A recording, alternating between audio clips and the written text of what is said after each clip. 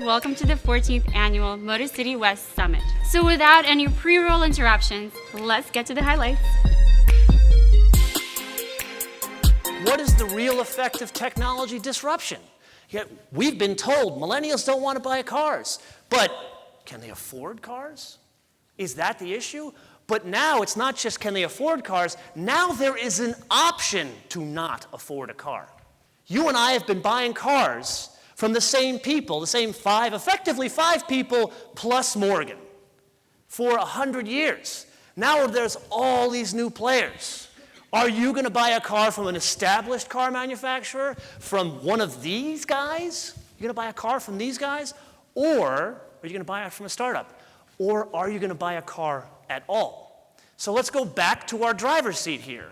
The question was posed to me, who's in the driver's seat? I turn the question around to you and say, does the driver's seat even matter? Well, it is challenging with multiple agencies and multiple demands.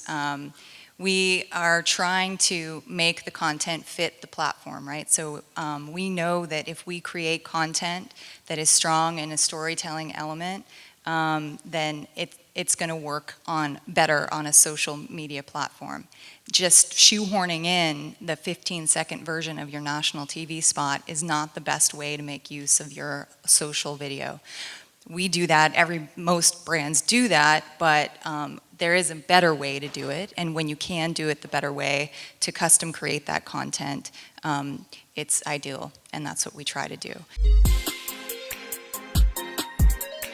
It's kind of this always-on strategy that has made us think about, responsive sites and pushed us towards, more companies investing in cross-screen data. Are there other accelerations you've seen with this kind of always-on persona of a consumer in driving brand affinity?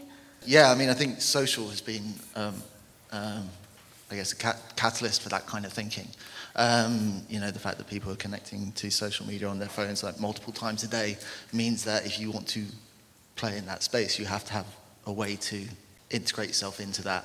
And again, that means you need to be thinking about cross-screen and the data that comes with that. I would just say it's beyond social, it's making sure that you are weaving the same story throughout, because you know that consumer is coming across your brand through multiple devices in very different ways. So to be able to weave that same story throughout is going to help keep that consistency. The more you can actually pre-qualify people before they actually get into this buying behavior, I think they'll actually have access to a lot of the incentives information. For example, if you just look at demographic data, you might think that someone that lives in a certain area, makes the same dollar amount, likes to drive pickup trucks, will pay the same amount of money. And it turns out that they won't. Some people are just very into vehicles and will pay more, and other people will pay less. It's called elasticity on their purchase. So the more that this group can actually help find out what is that elasticity, where's this person, do they just want to buy a product and get a great service at a dealership? Do they want to skip the dealership completely, go buy it through Costco? I think the more this group can actually bring it in, what you'll do is you'll help reduce the complexity of the messaging from the brands down to the dealers, down to the customer. And I think there's a lot of money in it also. I think that if you can bring that $42 billion down, it's something that can happen over time. It happens through a really great customer experience, which right now, I think that as time goes on and we start to really target these things, targeted deals are really the way to do that. So I got to figure out a way to really get the vehicle integrated in here, but in a cool way, not in sort of an awkward way. Let's do something fun. Let's do something different.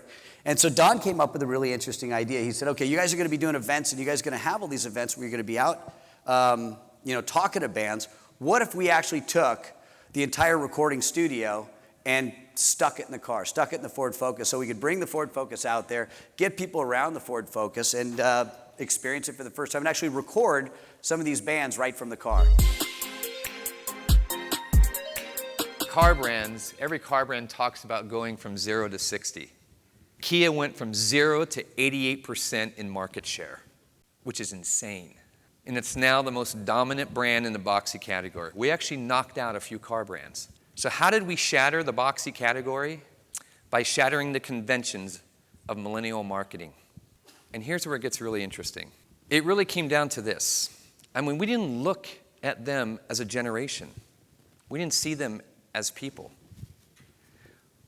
We saw them as a mindset.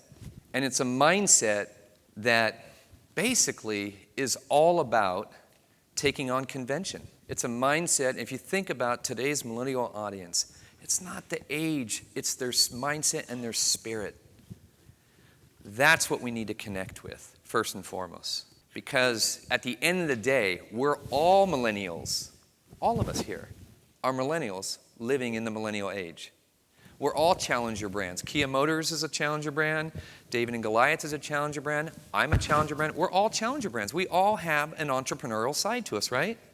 And what we have to do is we have to embrace that side as opposed to just falling back on the traditional conventions.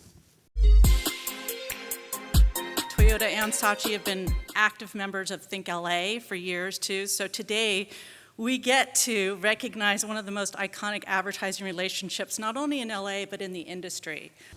Don't be so quick to walk away. It's me, I wanna rock your body.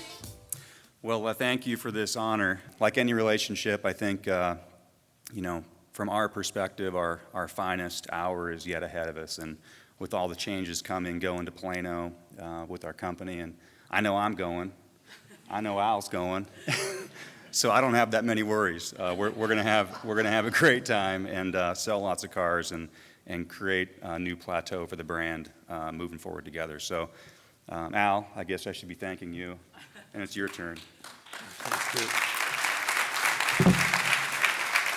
So I guess the whole LA ad community now knows I'm moving to Dallas.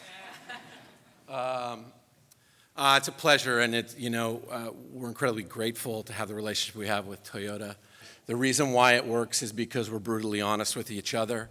We are incredibly transparent, and we sort of keep the work at the center, and the ideas are the most important thing to us. I think that's the way the agency has always performed against the brand, and I think that's what it will do as we sort of get to and go to Plano and Dallas. So.